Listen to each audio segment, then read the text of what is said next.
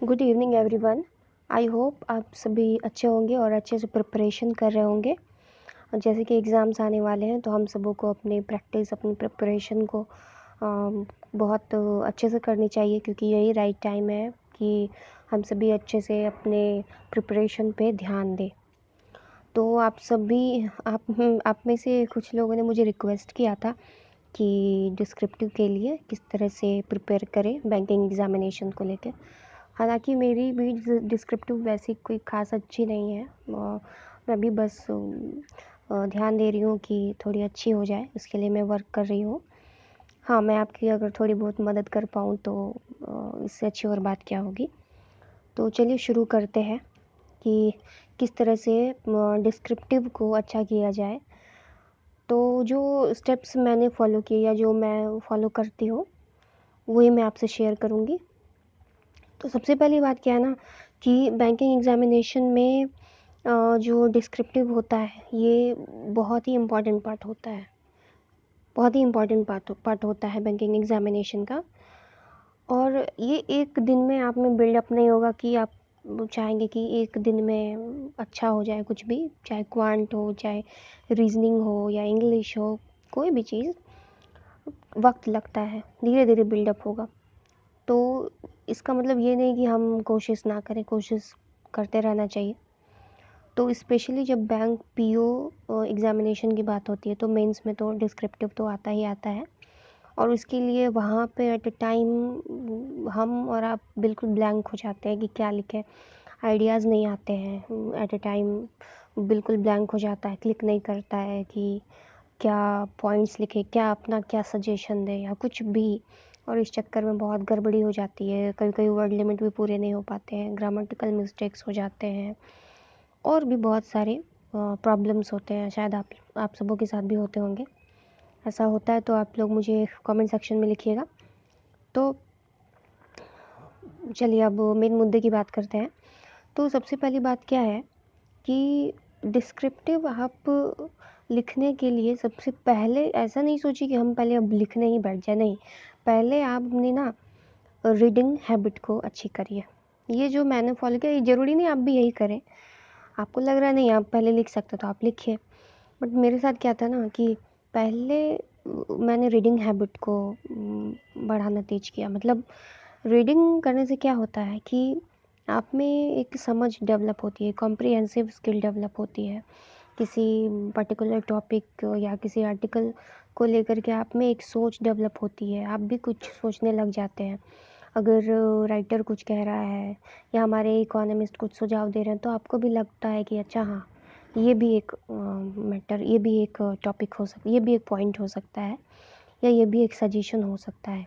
तो सबसे पहले आप रीडिंग हैबिट डालिए। और दूसरी बात क्या है, कभी भी दिमाग में ये बात मत डालिएगा कि इंग्लिश न्यूज़पेपर ही हम पढ़ें, इंग्लिश को ही एकदम पूरा इम्पोर्टेंस दें, नहीं। डिस्क्रिप्टिव के लिए जो हमारे और आपके मन में जो एक सबसे बड़ा मिथ है कि उसके लिए आप इंग्लिश लैंग्वेज में आपको पारंगत होना पड़ेगा, इंग्लिश आपको आनी चाहिए, नहीं। आपके अंदर जो समझ डेवलप करने के लिए आपको अपने रीजनल लैंग्वेज, जो भी आपका लैंग्वेज है, पहले वर्क करना पड़ेगा। आप कोई भी, आप हिंदी न्यूज़पेपर भी उठाइए, आप उसके आर्टिकल्स को पढ़िए। उसमें आता है ना संपादकीय पन्ना ऐसे करके कुछ आता है, आप उसको पढ़िए। वहाँ से जब आप अपने रीजनल लैंग्वेज में अंडरस्टैंडिंग डेवलप करेंगे, तब भी आप जा कर के किसी अदर लैंग्वेज को समझ पाएंगे, और उसमें अपने आप अपने विचार और सजेशन जो भी हैं वो आप दे पाएंगे। तो इसलिए आर्टिकल पढ़िए, या फिर कोई भी ऐसा आपको लगे कि न्यूज़पेपर पढ़ना चाहिए, तो कोई ज़रूरी नहीं है कि आप इंग्लिश न्यूज़पेपर ही पढ़ें। आप हिंदी न्यूज़पेपर भी पढ़ सकते हैं, उसमें भी बहुत अच्छे से लैंग्वेज, बहुत अच्छे लैंग्वेज में किसी भी मुद्दे को लेकर के काफ़ी अच्छे से लेखकों का काफ़ी अच्छा विचार और सुझाव रहता है, आप उसको भी पढ़ सकते हैं, उसमें कोई दिक्कत नहीं है। तो सबसे पहले यही है कि अपना कॉम्प्रिहेंसिव जो आपका स्किल है उसको आप अच्छा करिए, आपको समझना पहले शुरू करिए, उसके बाद लिखने की बात आएगी। दूसरी सबसे बड़ी बात क्या है, आप कोई भी आर्टिकल पढ़ते हैं या कोई इंटरव्यू को सुनते हैं या कोई पॉडकास्ट, कुछ भी आप सुनते हैं, आजकल तो रिसोर्सेज की कमी है नहीं, बहुत सारे रिसोर्सेज हैं। तो आप जो भी राइटर्स हैं, रिनॉन्ड होते हैं या एमिनेंट जो भी इकोनॉमिस्ट होते हैं, उनकी बातों को बहुत ध्यान से हम लोगों को लेना होता है, समझना होता है, क्योंकि उन लोग उस चीज़ में मास्टर हैं, उनके पास वो काफ़ी अच्छा सुझाव देते हैं। और कई मोस्टली देखा गया है कि उनका दिया हुआ सुझाव या जो भी है वो काफ़ी हद तक अच्छा होता है, सही होता है। तो हम और आपको भी क्या करना चाहिए कि जो भी राइटर्स होते हैं, इकोनॉमिस्ट होते हैं, जो भी उनके आर्टिकल्स आते हैं, जो भी उनके इंटरव्यूज़ आते हैं, उन सबको बहुत अच्छे से ध्यान से सुनना चाहिए। क्योंकि हम और आप एग्ज़ामिनेशन की प्रिपरेशन कर रहे हैं, बैंकिंग एग्ज़ामिनेशन की प्रिपरेशन कर रहे हैं, तो इन्फॉर्मेशन को कलेक्ट करना, आइडियाज़ को कलेक्ट करना, ये बहुत ज़्यादा ज़रूरी है। नेक्स्ट क्या है कि आर्टिकल्स और ये जो इंटरव्यूज़ होते हैं ना, और न्यूज़पेपर वगैरह में बहुत ही ज़्यादा हेल्पफुल होते हैं, क्योंकि बहुत तरह की इन्फॉर्मेशन तो प्रोवाइड करवाते ही हैं, साथ ही साथ हमारा जो स्किल है ना, वो उससे बहुत ज़्यादा डेवलप होता है। और एक चीज़ हमेशा जो हमें ध्यान रखनी चाहिए कि हमारी जो थिंकिंग होनी चाहिए या हमारे जो भी हम किसी भी मैटर को लेकर के हम अगर कुछ भी सोचते हैं, तो वो क्रिटिकल नहीं होनी चाहिए, वो साइनिकल नहीं होनी चाहिए या प्रॉब्लमेटिक नहीं होनी चाहिए। हमारी थिंकिंग प्रॉब्लम सॉल्विंग होनी चाहिए, सजेस्टिव होनी चाहिए, ऑप्टिमिस्टिक होनी चाहिए, ताकि हम प्रिपरेशन कर रहे हैं एक ऑफिसर बनने के लिए, अच्छे एडमिनिस्ट्रेटर बनने के लिए, तो प्रॉब्लम सॉल्विंग हमारी थिंकिंग होनी चाहिए, हम अच्छा सजेस्ट कर सकें, ऐसा कुछ होना चाहिए, ना कि प्रॉब्लमेटिक और साइनिकल। हमें किसी भी गवर्नमेंट के किसी भी स्कीम या पॉलिसी के बारे में हमें बुराई नहीं करनी चाहिए, क्रिटिकल साइनिकल नहीं होना चाहिए। नेक्स्ट है कि सबसे पहले डिस्क्रिप्टिव में है क्या ना, कि कुछ भी आपको क्या करना है कि लिखना है, कुछ भी लिख रहे हो आप, कुछ भी किसी भी टॉपिक पे लिख रहे हैं, किसी जैसे कि समझ लीजिए आप किसी गवर्नमेंट स्कीम के बारे में लिख रहे हैं, आपको लिखना है उज्ज्वला योजना या उजाला योजना, किसी भी गवर्नमेंट स्कीम पे आप लिख रहे हैं, या फिर जो भी अभी पीएम केयर फंड का बहुत जो आया था मामला क्या था, उस पर अगर आपको लिखना है तो सबसे पहले कुछ चीज़ है जो आपको माइंड में रखनी चाहिए, जो कि मैं रखती हूँ। पहली बात क्या है कि सबसे पहले आपको अगर कोई भी टॉपिक दिया जाए तो आप उसको पहले उसका छोटा सा इंट्रोडक्शन दीजिए उस टॉपिक पे, कि वो टॉपिक के बारे में आप उस टॉपिक के बारे में क्या जानते हैं, वो मेनली है क्या, फैक्ट क्या है, फैक्चुअल बातें लिखें उसके बारे में, इंट्रोडक्शन दीजिए। नेक्स्ट है कि नेक्स्ट पैराग्राफ में आप पैराग्राफ चेंज करके लिखेंगे तो अच्छा होगा।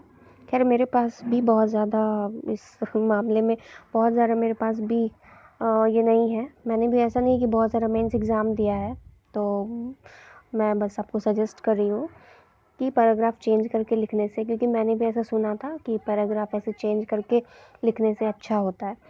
तो सेकंड पैराग्राफ में हमें कोशिश करनी चाहिए कि वो जो भी स्कीम है उसके बारे में हम कुछ इन्फॉर्मेटिव लाइंस लिखें, कि हाँ ये कब लॉन्च हुआ था, कहाँ से लॉन्च हुआ था, क्या उसका पर्पस था, ये सब कुछ हम ऐड कर सकते हैं सेकंड पैराग्राफ में। एंड उसके बाद जो थर्ड है पैराग्राफ, उसमें हम वो जो भी स्कीम था उसका क्या अचीवमेंट है, गवर्नमेंट का स्कीम मतलब किस तरह से लोगों के लिए हेल्पफुल रहा, उसके उपलब्धियाँ क्या थी उसकी, और उसका स्पेसिफिकेशन, ये सब हम कुछ थर्ड पैराग्राफ में डाल सकते हैं। उस क्या कुछ उस अचीवमेंट मिला, उसमें किस तरह से हेल्पफुल रहा, ये सब बातें हम लिख सकते हैं। फोर्थ है, फोर्थ पैराग्राफ में हमें क्या मेंशन करना है कि जो भी स्कीम है या उसमें कहाँ पे लूप होल्स क्या हैं, क्या कमियां हैं, क्या उसमें प्रॉब्लमेटिक, उसमें क्या प्रॉब्लम्स आ रही हैं इम्प्लीमेंटेशन में। हाँ, लेकिन ध्यान यही रखना है कि उस स्कीम के बारे में हम ना किसी को ब्लेम कर रहे हो, ना ही हमारी टोन जो है सरकास्टिक होनी चाहिए, ना क्रिटिसाइजिंग होनी चाहिए, ये सारी बातों का हमें ख्याल रखना चाहिए फोर्थ पैराग्राफ में। और लास्ट पैराग्राफ जो है 5th पैराग्राफ, उस लास्ट पैराग्राफ में हमें कोशिश करनी चाहिए कि हमारी जो टोन रहे ना वो प्रॉब्लम सॉल्विंग होनी चाहिए और ऑप्टिमिस्टिक होनी चाहिए। और हम एज अ बैंकर क्या कर सकते हैं या क्या अच्छे सुझाव दे सकते हैं, क्या सजेस्ट कर सकते हैं, या हम as a citizen of India हमारी थिंकिंग क्या है, ये हम लास्ट पैराग्राफ में हम ऑप्टिमिस्टिक और प्रॉब्लम सॉल्विंग हम कमेंट दे सकते हैं।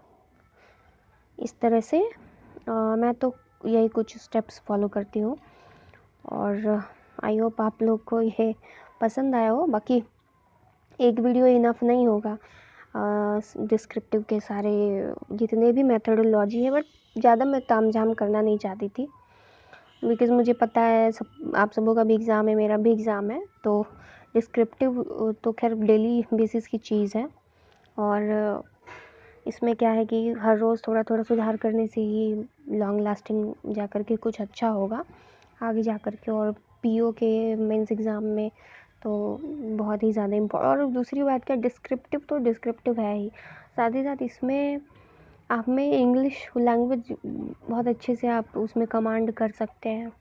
खैर मैं तो नहीं कर पाई हूँ अभी तक, कोशिश कर रही हूँ।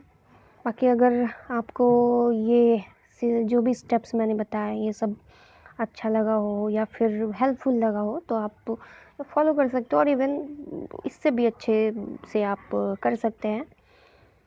मेरी इंग्लिश कोई ख़ास अच्छी नहीं है, बस ठीक है। तो अगर आपको ये वीडियो अच्छा लगा हो, हेल्पफुल लगा हो तो आप ज़रूर कमेंट करें, ज़रूर बताएं। और अगर इस तरह की ऐसी कोई और वीडियो, आप मेरा कोई सुझाव या सजेशन या कोई मेरी टू डू लिस्ट या मेरी preparation strategy, anything related to examination और बैंकिंग एग्जामिनेशन, तो you can let me in the comment section below and I would love to help you all. और ज़्यादा से ज़्यादा आप अगर किसी आपके फ्रेंड हो या किन्हीं को भी आप अगर शेयर करना चाहें तो वीडियो को ज़रूर शेयर करें and do like, share and subscribe.